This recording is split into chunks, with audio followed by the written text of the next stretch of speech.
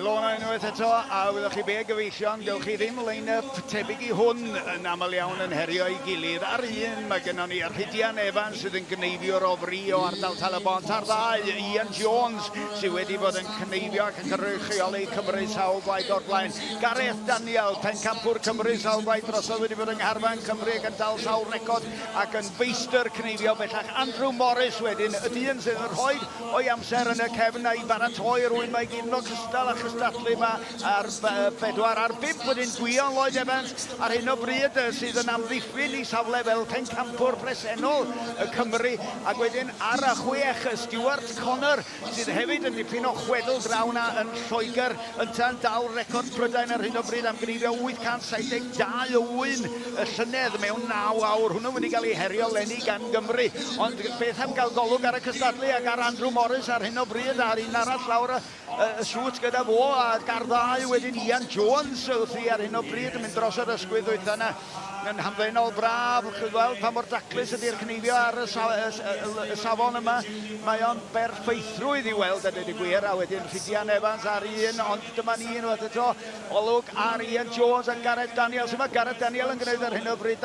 Daniel yn gwneud yn daclus dros ben. Yr I wedyn mewn a 2 rwan Gwion Lloyd Evans a Rhydian Evans I nôl I 8 nesa. Mae yna 5 oen yn y gorlen, 4 allan gan bawb ond Gareth Daniel ar hyn o'n bryd, ond dydy hynny golygu dim byd, cofiwch chi. Gareth Daniel wedi bod allan ohoni am ryw chydig wedi brifo I gefn, ond wedi dod yn ôl yn gry erbyn heddiw ac yn sicr wedi bod yn edrych ymlaen I gystadlu fan hyn. Mae pawb wedi bod yn edrych ymlaen I gael y sioe yma yn ôl. Andrew Morris wedyn yn mynd I orffen honna 1, 2, 3, flic. Fansi iawn Andrew, ac I mewn o fo i'r gorlan yn nesa allan iddo fo. Sbiwch pa mor gyflym maen nhw rwan. 1, 2, 3 a maen nhw mewn i'r nesa. Mae'r llinyn sydd yn switch y peiriant yn mynd I gael dipyn o waith yn ddiwir nôl ymlaen â nhw.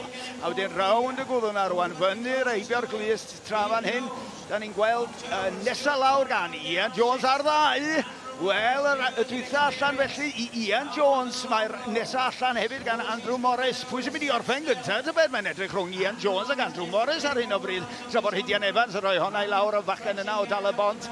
Mor hawddgar ac mor weithgar ac yn gwneud cymaint i'r gymuned wledig yn ogystal wrth gwrs. Mae'r bechgyn yma I gyd yn berfformwyr, yn athletwyr a maen nhw'n rhagorol wrth eu gwaith. Dyma ni Andrew Morris felly yn dirwyn I ben ar oen yma a'i hon ydy'r dwytha iddo fo. Botwm coch I Andrew Morris yn curo'r pencampwyr I gyd.